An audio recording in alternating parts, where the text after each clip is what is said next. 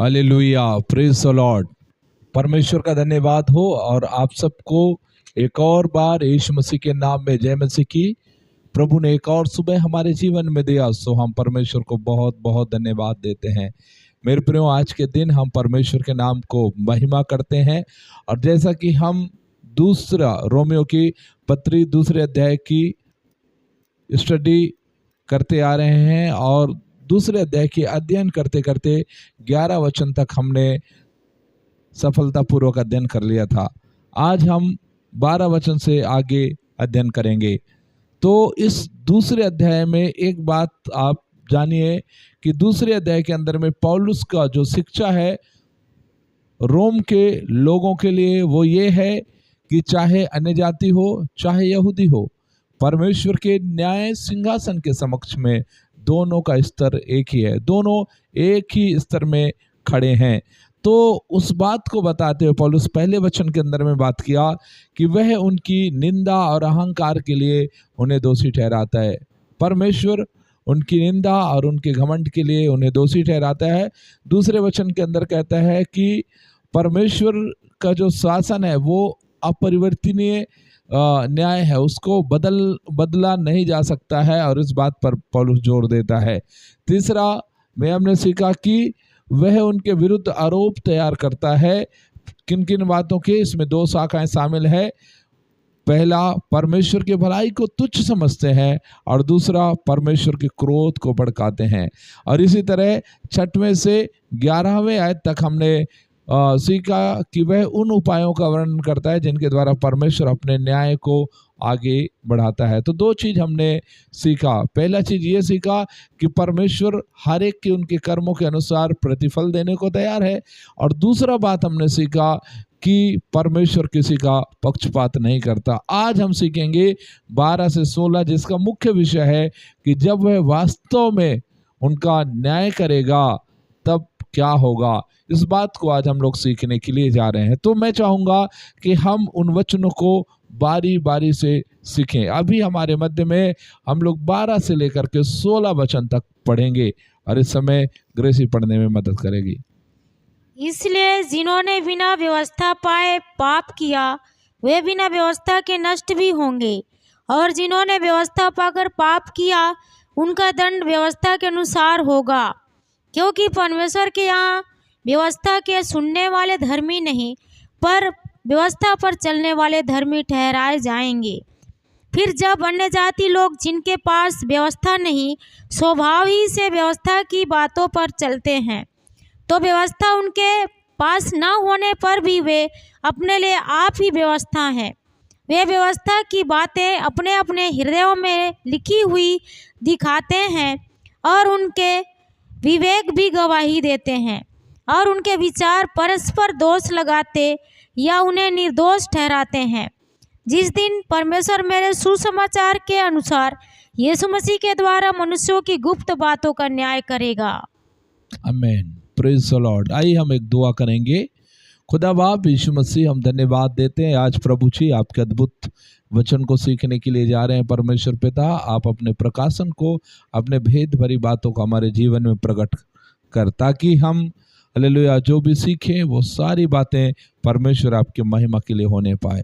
जितने लोग भी इस संदेश को सुनते हैं उनके जीवन में भी आशीष दे। धन्यवाद परमेश्वर, आदर महिमा सब हम आपको देते हैं।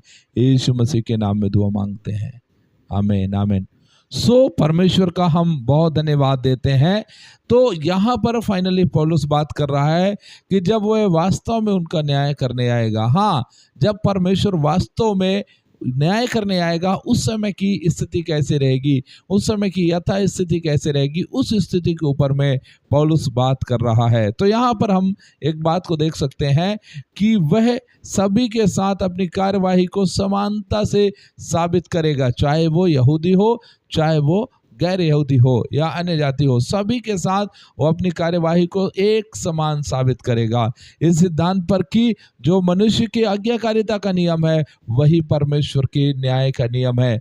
चाहे मनुष्य कोई भी क्यों ना हो, यदि परमेश्वर के सम्मुख में मनुष्य आज्ञाकारी रहेगा तो निश्चय है कि परमेश्वर का न्याय का नियम भी वही है। इसलिए मनुष्य के लिए प्रकाश की 3 डिग्री यहाँ पर प्रकट किया जाता है, कि 3 पॉइंट प्रकट किया जा रहा है कि 3 प्रकार के उनका न्याय होगा, 3 प्रकार के उनका न्याय किया जाएगा परमेश्वर की ओर से। तो आज हम उस बात को सीख रहे हैं। सबसे पहला बात हम देखेंगे कि प्रकृति का प्रकाश, अर्थात कि परमेश्वर जो है अन्य जातियों का न्याय कैसे करेगा। मैं चाहता हूं फिर से 12 वचन को हम पढ़ेंगे। इसलिए जिन्होंने बिना व्यवस्था पाए पाप किया वे बिना व्यवस्था के नष्ट भी होंगे, और जिन्होंने व्यवस्था पाकर पाप किया उनका दंड व्यवस्था के अनुसार होगा। ओके, यहाँ पर लिखा है जिन्होंने बिना व्यवस्था पाए पाप किया है उनका न्याय भी बिना व्यवस्था के होगा। अब इस बात को थोड़ा आप समझने की कोशिश करिए कि यह अन्य जातियों के पास है, और ये अन्य जाति अर्थात ये वो लोग हैं जिनके पास व्यवस्था नहीं है। तो व्यवस्था नहीं है तो बिना व्यवस्था के उनका न्याय भी होगा, और वे बिना व्यवस्था के नाश भी हो जाएंगे। तो एक आप इस बात को समझिए कि परमेश्वर के वचन में प्रेरित पौलुस इस बात को लिखता है कि जहाँ पर व्यवस्था नहीं है वहाँ पर उसका उल्लंघन भी नहीं है, और यदि जहाँ उल्लंघन नहीं है वहाँ पर उसका दंड भी नहीं है। तो ये कैसा बात है कि अन्य जातियों को जब व्यवस्था नहीं मिला है तो उनका न्याय कैसे फिर होगा, किस प्रकार से न्याय होगा, और कौन सा उनके लिए कानून है जिसके तहत वो दंडित होंगे या उनको दंड दिया जाएगा। तो इस बात को पौलुस समझाते हुए कहता है कि अविश्वासी या अन्य जाति जिनके पास व्यवस्था तो नहीं है लेकिन उनके पास स्वाभाविक विवेक है, और ये स्वाभाविक विवेक उनके अंदर में है, उनके जीवन में एक स्वाभाविक विवेक है, और उस विवेक के अनुसार उनका न्याय होगा। ये विवेक के अलावा उनके पास और कोई मार्गदर्शक नहीं है, उनके पास सामान्य दया के अलावा और कोई अन्य उद्देश्य भी नहीं है, और उनके पास मूसा का व्यवस्था भी नहीं है, ना उसका कोई प्रकाशन है, और इसलिए उसका व्यवस्था का उल्लंघन भी उनके लिए पाप नहीं गिना जाता। तो इस तरह हम देखते हैं तो उनके पास ना तो अभी है और ना तो बाद में भी उनके पास ये सारी चीज़ें हैं। तो उनका फैसला कैसे होगा, उनका न्याय कैसे किया जाएगा। तो प्रेरित पौलुस कहता है उनके विवेक के अनुसार उनका न्याय होगा, अर्थात उनके जीवन में उनके अंदर में उनका विवेक है, और वो विवेक उनको दोषी और निर्दोष ठहराते हैं। तो विवेक के ऊपर जब हम कुछ चीज़ों को सीखते हैं तो आप समझिए कि किस तरह से विवेक एक मनुष्य को दोषी और निर्दोष ठहराता है। मतलब इससे पहले कि मनुष्य बनाया गया, इससे पहले व्यवस्था दिया गया, उससे पहले परमेश्वर ने उनके विवेकों के अंदर में विवेक में व्यवस्था को लिख दिया, और व्यवस्था की बातें आज हर एक लोगों के अंदर में है, चाहे वो अन्य जाति हो चाहे वो यहूदी हो। आज एक बच्चा पैदा होता है तो उसके माँ बाप उनको शिक्षा देते हैं, उनको वो सिखाते हैं झूठ नहीं बोलना है, लड़ाई नहीं करना है, झगड़ा नहीं करना है, और किसी प्रकार का बुरा काम नहीं करना है। ये सब चीज़ें क्या है, ये सब चीज़ें इस बात को दिखाता है कि वो उस समय भी इस बात के लिए वो रेडी रहते हैं और सीखते हैं बचपन से। तो वो चीज़ें जब वो आगे बढ़ते हैं और जब वो गलत करते हैं तो उनका विवेक उनको रोकता है उस काम को करने के लिए।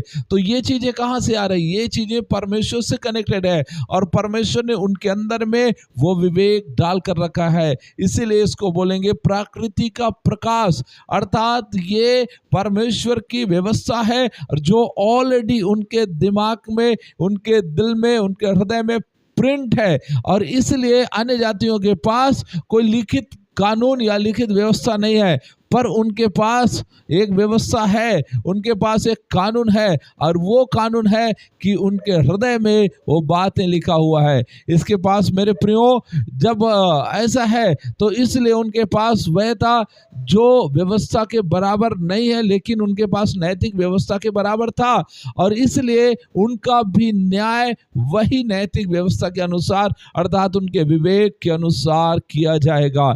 इसलिए यदि अन्य जाति है तो अन्य अन्य जाति लोगों को इतना खुश होने की जरूरत नहीं है, अन्य जातियों को इतना आनंदित होने की जरूरत नहीं है कि उनका न्याय नहीं होगा इसलिए क्योंकि उनको व्यवस्था नहीं दिया गया। नहीं, उनके पास व्यवस्था है और उस व्यवस्था के द्वारा, उनके विवेक में जो व्यवस्था है उस व्यवस्था के द्वारा उनका न्याय होगा। इसलिए यदि वो न्याय से बचना चाहते हैं तो वो परमेश्वर के प्रति पूर्ण आज्ञाकारी उत्पन्न कर सकते हैं। वो कैसे? क्योंकि उनके हृदयों में वो बात छपी हुई है, उनके हृदयों में वो बात प्रिंट है, और इसीलिए वो जरूरी है कि वो उसकी आज्ञा मान सकते हैं और आज्ञा मान करके उसमें चल सकते हैं। और जब ऐसा करते हैं तो उसी के अनुसार उनका न्याय होगा, उसी के अनुसार उनका जांच भी होगा। इसलिए चाहिए कि हमको भी, हम जो परमेश्वर के लोग हैं, हम उस बात को समझें कि ये जो व्यवस्था आया, यीशु मसीह आया, उससे पहले उसने हमारे हृदय में अपनी व्यवस्था को प्रिंट करके रख दिया है। उसके अलावा यहाँ पर हम दो बातें और सीखेंगे कि उनके पास प्रकृति के प्रकाश से उन्हें निर्देश मिलता है। मतलब प्रकृति का प्रकाश जो परमेश्वर के पूर्व योजना है उसके अनुसार उन्हें निर्देशित किया जाता है, उन्हें समय समय पर सिखाया जाता है, समय समय पर बताया जाता है उन्हें कैसा चलना चाहिए, कैसा जीवन जीना चाहिए, किस तरह से काम करना चाहिए। ये सारी चीज़ें उनको निर्देश किया जाता है, सारी चीज़ें उनके अंदर में उनको सिखाया जाता है कि आप किस तरह से काम करना है, कैसे आपको इस संसार में जीवन व्यतीत करना है। आप किसी को चोट पहुंचाए बिना, किसी को दोष लगाए बिना, किसी का बुरा किए बिना अपना जीवन परमेश्वर के भय में व्यतीत करना है। तो इन सारी चीज़ों को आप और मैं, हम देखते हैं कि प्रकृति का प्रकाश, मैं प्रकृति का प्रकाश नाम उसको इसलिए दिया ताकि वो परमेश्वर का पूर्व व्यवस्था है जो विवेक में है, तो प्रकृति का प्रकाश के द्वारा उन्हें निर्देशन मिलता है और उस निर्देशन में उन लोग आगे बढ़ सकते हैं। अर्थात ये अपनी प्राकृतिक धारणाओं और निर्देश की शक्ति और प्रवृत्ति से वे अच्छे और बुरे के बीच एक स्पष्ट और विशाल अंतर को समझ जाते हैं कि क्या अच्छा है और क्या बुरा है। वे स्वभाव से ही कानून के निहित चीज़ों को करते हैं, उनमें न्याय और समानता और सम्मान और पवित्रता, प्रेम और दान की भावना भी रहता है। प्रकृति के प्रकाश ने माता पिता की आज्ञाकारिता, दुखी लोगों पर दया, सार्वजनिक शांति, व्यवस्था की संरक्षण, हत्या, चोरी, झूठ, शपथ आदि को मना करना सिखाया गया। इस प्रकार वे स्वयं के लिए एक कानून है, वो स्वयं के लिए एक कानून है और उसके अनुसार उनका न्याय किया जाएगा, उनके अनुसार उनको आगे बढ़ाया जाएगा, उसके अनुसार उनको उनका लेखा भी लिया जाएगा। दूसरी बात, उनके पास वह था जो उन्हें जांचता था कि उन्होंने क्या किया है। अर्थात ये दूसरा है उनका विवेक। उनका विवेक भी गवाही देता है, उनके भीतर वह था जो उनके अच्छे कर्मों को स्वीकार करता था और उनकी प्रशंसा करता था और जो गलत कामों के लिए उन्हें फटकार लगाता था। विवेक एक गवाह है और पहली और आखिरी गवाही देगा। हालांकि कुछ समय के लिए इसे रिश्वत दी जा सकती है, इसको रोका जा सकता है, इसको धमकाया जा सकता है, अपने आप को कहा जाए दबाया जा सकता है, लेकिन एक बार आएगा, एक समय आएगा कि ये गुप्त बातें भी गवाही दे देगा। और बाइबल में लिखा है चाहे भली हो या बुरी हो, चाहे गुप्त बातें हो, वो सारी बातों का एक दिन न्याय होगा। इसलिए मेरे प्रियो, आप समझिए, आपका विवेक आपके विषय में गवाही देने वाला है। इसलिए चाहिए कि विवेक प्रभु को कि वह मोमबत्ती है जो पूरी तरह से बुझी नहीं थी, नहीं गैर यहूदी दुनिया में भी नहीं, बल्कि बहुत सारे लोग हैं जो इस बात के लिए गवाही दिए कि एक अच्छे विवेक के आराम के लिए गवाही दी गई। तो इसका मतलब है कि पहला चीज तो जिनके पास प्रकृति के प्रकाश है उन्हें निर्देशन मिलता था, और दूसरा बात उनके पास वह था जो उन्हें जांचता था, अर्थात उनका विवेक। तो ये दो प्रकार से एक व्यक्ति आत्मा के प्रकाश में जब आगे बढ़ता है तो उन्हें ये सारी चीजें मिलता है। ओके, इसके अलावा यदि हम देखें तो बहुत सारे लोग जो है इसके विषय में बात किया। बहुत सारे लोगों ने कहा कि किस तरह से उनके विषय में गवाही दिया कि प्रकृति का जो प्रकाश है वो कैसा उनके जीवन में काम करता है। तो कई एक लोगों ने जो उनके विषय में गवाही दी, जैसे कि नील कॉनिश्री है, जो यह कहता है यह तुम्हारी रक्षा की पीतल की दीवार है, अर्थात विवेक हमारा पीतल का दीवार है जो हमको रक्षा करता है। फिर भी अपनी सचेत मासूमियत को बचाए रखने के लिए, ये ओश कहता है कि हमारे सचेत मासूमियत को बचाए रखने के लिए ये प्रकृति का जो प्रकाश है वो हमारे जीवन में काम करता है। और बुरे लोगों के भय के लिए क्या तथ्य है उसे भी हम लोगों को सिखाते हैं। तो अलग अलग जो साइंटिस्ट लोग हैं, अलग अलग जो विद्वान लोग हैं, उन्होंने अलग अलग बात किया। इस बीच उनके विचार से एक मेटॉक्सी एलिलोन करके एक व्यक्ति है, उन्होंने कहा आपस में एक दूसरे के साथ प्रकृति का वही प्रकाश और वही नियम जो उनके पाप के विरुद्ध गवाही देता है और दूसरों में इसके विरुद्ध गवाही देता है, एक दूसरे पर आरोप लगाता है या उन्हें माफ करता है। कुछ लोग इसे बारी बारी से पढ़ते हैं, जैसे जैसे वे इन प्राकृतिक नियमों और निर्देशों का पालन करते या तोड़ते हैं, उनके विवेक उन्हें या तो दोष मुक्त करते हैं या दोषी ठहराते हैं। यह सब दर्शाता है कि उनके पास वह था जो उनके लिए कानून के बजाय था, जिसके द्वारा वे शासित हो सकते थे और जो उन्हें दोषी ठहराएगा, क्योंकि वे इनके द्वारा इस तरह निर्देशित और शासित नहीं थे। इसलिए दोषी अन्य जातियों के पास कोई बहाना नहीं बचा है कि वह उन्हें दोषी ठहराने से बचा सके, बल्कि उन्हें दोषी ठहराने से परमेश्वर न्याय संगत है। वे अज्ञानता का बहाना नहीं कर सकते और इसलिए यदि उनके पास दलील देने के लिए कुछ और नहीं है तो वे नष्ट होने की संभावना है। तो इस तरह अन्य जाति लोग भी नाश हो जाएंगे यदि वो उसमें आगे विश्वास करके आगे नहीं बढ़ेंगे या फिर वो विवेक के गवाही को पूरा नहीं मानेंगे। तो आगे यदि हम देखें तो एक और बार मैं चाहता हूँ 12 वचन को ही हम पढ़े ताकि हम लोग उसको समझेंगे। इसलिए जिन्होंने बिना व्यवस्था पाए पाप किया वे बिना व्यवस्था के नष्ट भी होंगे, और जिन्होंने व्यवस्था पाकर पाप किया उनका दंड व्यवस्था के अनुसार होगा। ओके, यहाँ पर देखिए दूसरा पॉइंट है, जिन्होंने व्यवस्था पा करके पाप किया है उसका न्याय भी व्यवस्था के अनुसार होगा। इसका मतलब है कि यहूदियों के पास क्या था? यहूदियों के पास व्यवस्था था और इसीलिए उनको न्याय भी व्यवस्था के अनुसार होगा। यहूदियों के पास वह था और इसी से उनका न्याय किया जाएगा। हाँ, इसलिए यदि हम देखें तो यहूदी लोग यदि कुछ गलती करते तो जानबूझकर करते हैं, क्योंकि उन्हें व्यवस्था दिया गया है। तो जितने लोगों ने व्यवस्था के रहते पाप किया है उनका न्याय व्यवस्था के द्वारा किया जाएगा। उन्होंने ना केवल व्यवस्था के होते हुए बल्कि व्यवस्था में इतनी सारी व्यवस्था के बीच इतनी शुद्ध और स्पष्ट व्यवस्था के सामने और प्रकाश में जिसके निर्देश इतने पूर्ण और विशिष्ट थे और इसकी स्वीकृति इतनी ठोस और लागू करने वाली थी, पाप किया। इनका न्याय व्यवस्था के द्वारा किया जाएगा। उनका दंड उनके पाप के अनुसार व्यवस्था के होने के कारण उतना ही अधिक होगा।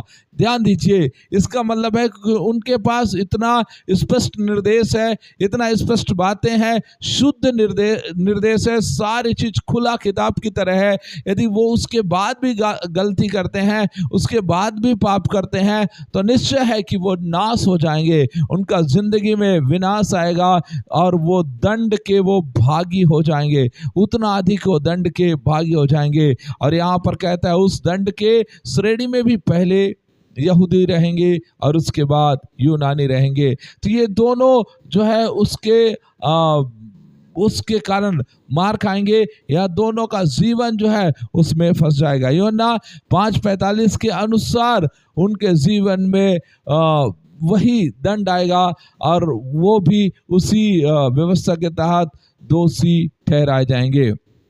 इस तरह यहूदी व्यवस्था पर बहुत घमंड करते थे, लेकिन उसने जो कहा था उसकी पुष्टि करने के लिए प्रेरित दिखाता है कि उनके पास जो होना, सुनना और व्यवस्था को जानना उन्हें धर्मी नहीं ठहराएगा। उनको ऐसा करना धर्मी ठहराएगा। यहूदी डॉक्टरों ने अपने अन्य जातियों को इस्राएल से मजबूत किया कि वे जो यहूदी थे, चाहे वो कितने भी बुरे जीवन जीते थे, उन्हें आने वाले संसार में एक स्थान मिलना चाहिए। ध्यान दीजिए, उन लोग इस तरह से प्रचार भी करते थे कि हम लोग यहूदी हैं, हम लोग कैसे भी जीवन जिए, कितना भी बुरा जीवन जिए, पर आने वाले समय में हमको एक अच्छा स्थान मिलेगा, आने वाले समय में हमारा जीवन अच्छा हो जाएगा। और आगे कहता है कि उनके पास एक विशेष अधिकार होगा, क्योंकि उसके पास व्यवस्था थी। और इसलिए पौलुस इस बात को सिखाता है कि ऐसा कुछ भी नहीं है। यदि तुम्हारे पास व्यवस्था है और उसका तुम पालन नहीं करते हो तो तुम भी दंड के हकदार हो, तुम्हें भी दंडित किया जाएगा। इसलिए क्योंकि तुम्हारे पास व्यवस्था होते हुए तुम लोगों ने पाप किया है, व्यवस्था होते हुए तुम लोगों ने प्रभु के खिलाफ काम किया है, व्यवस्था होते हुए भी परमेश्वर के वचन से बाहर का काम किया है। इसलिए वही व्यवस्था तुम्हारे जीवन में नाश का कारण ठहरेगा। इसलिए इस बात को जानिए कि हम इसे सुसमाचार पर लागू कर सकते हैं। यह सुनना नहीं है बल्कि करना है, क्योंकि जो हमें बचाएगा वो हमारे जीवन को देखेगा कि क्या हम केवल सुनने वाले हैं या उसमें चलने वाले हैं। इसलिए यहूदियों के लिए भी बहुत ज़रूरी है कि वो व्यवस्था का ठीक से पालन करें। इसलिए उन्हें एक ऐसी धार्मिकता की आवश्यकता है जिसके द्वारा वो परमेश्वर के सामने उपस्थित हो सकें, और वो धार्मिकता यीशु मसीह पर विश्वास करने के द्वारा मिलती है। तो इस तरह हम लोग देख सकते हैं कि कैसा उनका लाइफ था, कैसा उनका जीवन था। और उसी समय हम आगे भी देखेंगे। मैं चाहता हूं हम एक बार वचन 16 हम पढ़ेंगे। जिस दिन परमेश्वर मेरे सुसमाचार के अनुसार यीशु मसीह के द्वारा मनुष्यों की गुप्त बातों का न्याय करेगा। यहाँ पर तीसरा जो डिग्री है या तीसरा जो बिंदु है वो है सुसमाचार का प्रकाश। पहला हमने देखा प्रकृति का प्रकाश, ये उन लोगों के लिए है, अन्य जाति लोग जिन लोग प्रभु को नहीं जाने, व्यवस्था को नहीं जाने, उन लोगों के लिए। दूसरा हम लोगों ने देखा कि व्यवस्था का प्रकाश जिनके पास व्यवस्था है। लेकिन तीसरा जो सबसे अद्भुत बातें हैं जो सबके लिए है, और वो है सुसमाचार का प्रकाश। ये सुसमाचार सभी लोगों के लिए, हर एक विश्वास करने वालों के लिए, चाहे वो यहूदी हो, चाहे यूनानी हो, चाहे अन्य जाति हो, कोई भी क्यों ना हो, ये सभी के लिए है। और बाइबल आज हमको इस बात को सिखाता है कि हमें उस सुसमाचार पर विश्वास करने से हमें धार्मिकता मिलता है, और ये वही धार्मिकता है जिसके द्वारा हम आगे प्रभु में अच्छा ग्रोथ कर सकते हैं, आगे प्रभु में बढ़ सकते हैं, हमारा जीवन प्रभु के वचन में निरंतर आगे बढ़ सकता है। तो इस तरह से हम सुसमाचार के प्रकाश के विषय में हम सीखें कि यहाँ लिखा है, और इसके अनुसार जो सुसमाचार का आनंद लेते हैं उनका न्याय किया जाएगा। मेरे सुसमाचार के अनुसार पौलुस यहाँ दोबारा लिखे गए किसी पांचवा सुसमाचार का बात नहीं करता है, या फिर पौलुस कोई और सुसमाचार की बात नहीं करता है। जैसे 4 सुसमाचार हम बाइबल में देखते हैं, मत्ती, मरकुस, लूका और यूहन्ना, ये चारों सुसमाचार का लेखक 4 अलग अलग लोग हैं। परंतु पौलुस कहता है मेरे सुसमाचार, मतलब कोई पांचवा सुसमाचार की बात नहीं कर रहा है, और ना ही 4 अलग अलग सुसमाचार है, बल्कि सुसमाचार एक ही है जिसको 4 अलग अलग लोगों ने लिखा है। यहाँ पर पौलुस जो मेरे सुसमाचार का कहता है, उसका मतलब ये है कि सब लोगों ने अलग अलग लिखा है, लेकिन जिस सुसमाचार का या जिन बातों का पौलुस प्रचार करता था, या जिन चीजों का पौलुस प्रचारक था, पौलुस उस बात को सिखाना चाहता है कि मेरे सुसमाचार के अनुसार, मतलब मैं जो बात आपको बता रहा हूं उन बातों के अनुसार, उस सुसमाचार के अनुसार तुम्हारा न्याय किया जाएगा, तुम्हारा न्याय किया जाएगा, मतलब हर एक लोगों का न्याय किया जाएगा। इसलिए जितने लोग उस व्यवस्था के अधीन है उनका न्याय व्यवस्था के अनुसार किया जाएगा, और कुछ लोग जो प्रकृति के प्रकाश के अधीन है उनका न्याय वैसा किया जाएगा, और कुछ लोग मेरे सुसमाचार के अनुसार उन शब्दों के को न्याय के दिन के बारे में जो कुछ कहते हैं उसे जोड़ते हैं। न्याय के दिन आएगा, जैसा कि मैंने अपने उपदेश के अंदर अक्सर तुमसे कहा है, और यह यहूदियों और अन्य जातियों दोनों के लिए है। अंतिम न्याय का दिन होगा। हमारे लिए यह अच्छा है कि हम उस दिन के बारे में जो कुछ बताया गया है उससे परिचित हो जाएं, उस पर हम विश्वास कर लें, उन बातों को हम अपने जीवन में बसा लें, क्योंकि वो सुसमाचार हर एक व्यक्ति के लिए है। वापस यदि हम देखें तो हमें वो वचन स्पष्ट होगा। मैं चाहता हूं हम उस वचन को पढ़ें, 1 अध्याय उसका 17 वचन को, 1 अध्याय उसका 17 वचन। क्योंकि उसमें परमेश्वर की धार्मिकता विश्वास से और विश्वास के लिए प्रकट होती है, जैसा लिखा है, विश्वास से धर्मी जन जीवित रहेगा। ओके, पौलुस जिस सुसमाचार की बात कर रहा है उस सुसमाचार के अंदर में पौलुस कहता है कि वो सुसमाचार जो है उस पर विश्वास करने से परमेश्वर की धार्मिकता प्रकट होता है। अर्थात जब हम उस सुसमाचार विश्वास करेंगे, उस सुसमाचार के ऊपर हम भरोसा करेंगे, हमारे जीवन में परमेश्वर की धार्मिकता उत्पन्न होगी, परमेश्वर की धार्मिकता प्रकट होगा। धार्मिकता को अंग्रेजी में राइटनेस बोला जाता है, जिसका मतलब है right to man and right to God, अर्थात परमेश्वर के साथ एक अच्छा संबंध हमारा बनता है, और वैसा ही मनुष्यों के साथ हमारा अच्छा संबंध बनता है। हम एक धर्मी व्यक्ति ठहराते हैं, धार्मिकता को प्राप्त करते हैं। तो यहाँ पर धार्मिकता कहने का मतलब ये है कि पहले हम पाप के अधीन में थे, पाप की गुलामी में थे, पाप हमारे ऊपर में कब्जा करता था, पाप हमारे ऊपर में न्याय करता था, लेकिन अभी हमने सुसमाचार पर विश्वास करके और अपना जीवन यीशु मसीह को दे दिया है। तो अब हमारा प्रभु यीशु मसीह है, अब हम यीशु मसीह की अधीनता को स्वीकार कर लिया है। अब हम यीशु को अपना प्रभु मानते हैं, यीशु को अपना परमेश्वर मानते हैं, हम यीशु के वचन के अनुसार जीवन जीते हैं। यीशु की आज्ञा को मानने के लिए हम अपने आप को पूरी रीति से तैयार करते हैं। तो मेरे प्रियो, आप इस बात को ध्यान दीजिए कि जब हम यीशु के लिए अपना पूरा जीवन दे दिया है तो अभी उसका वचन आपको और मुझे धर्मी ठहराएगा। जब हम उस पर विश्वास करेंगे हम धर्मी करार दिए जाएंगे।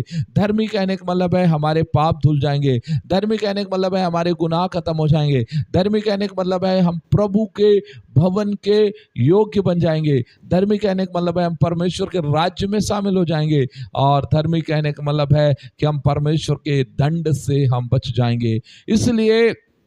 इसलिए ध्यान दीजिए, आज मैं क्या बताया कि प्रकृति का जो प्रकाश है उसके अंदर में उन लोगों के लिए था जो अन्य जाति लोग थे, जिन लोग व्यवस्था को नहीं पाए थे। उन लोगों के लिए पौलुस कहा कि यदि वो व्यवस्था को नहीं पाए हैं तो उनको इससे ज़्यादा आनंदित होने की जरूरत नहीं है कि हमारे लिए दंड कम है। नहीं, उनको उनके विवेक में जो व्यवस्था है उसके अनुसार उनका न्याय किया जाएगा। दूसरा बात मैं आपको बताया कि जो व्यवस्था का प्रकाश है, तो जो यहूदी लोग हैं उनका न्याय व्यवस्था के अनुसार किया जाएगा, इसलिए क्योंकि उनके पास एक अच्छा व्यवस्था है, एक सुंदर व्यवस्था है, एक शुद्ध व्यवस्था है, तो उनका न्याय उसी व्यवस्था के अनुसार किया जाएगा। तीसरा चीज मैं आज आपको बताया वो है सुसमाचार का प्रकाश। तो मुख्य भाग सुसमाचार का प्रकाश है, और पौलुस इसी प्रचार को करने के लिए, इसी प्रचार को के लिए, जिस तरह वो 1 अध्याय 16 वचन में कहता है कि मैं सुसमाचार से नहीं लजाता, मतलब पौलुस जो है बिल्कुल नहीं शर्माता है सुसमाचार से, बल्कि वो उस सुसमाचार के लिए जान भी देने को तैयार है। वो लोगों को प्रभु के नजदीक लाने के लिए अपना सब कुछ अर्पित करने को तैयार है। सो परमेश्वर को बहुत धन्यवाद हो। मेरे प्रियो, आज हम इस क्लास के बाद हम सब लोग अपने आंखों को बंद करके और जरूर हम प्रार्थना करें और प्रार्थना के साथ इस बात को प्रभु को बोलें कि प्रभु, मेरे जीवन में यदि किसी भी प्रकार का कोई गड़बड़ी है तो प्रभु आप उसे दूर कर दीजिए। मैं उस सुसमाचार पर पूर्ण रूप से भरोसा करने के लिए चाहता हूँ। वो सुसमाचार के ऊपर मैं पूरा रीति से विश्वास करके मैं आगे बढ़ना चाहता हूँ। प्रभु आप मुझे मार्गदर्शन करें। धन्यवाद परमेश्वर का, आज हमको इस क्लास को अटेंड करने के लिए, इसको सुनने के लिए, सीखने के लिए सहायता किया। आप सबको भी प्रभु आशीष दे। सबको जय मसीह। धन्यवाद।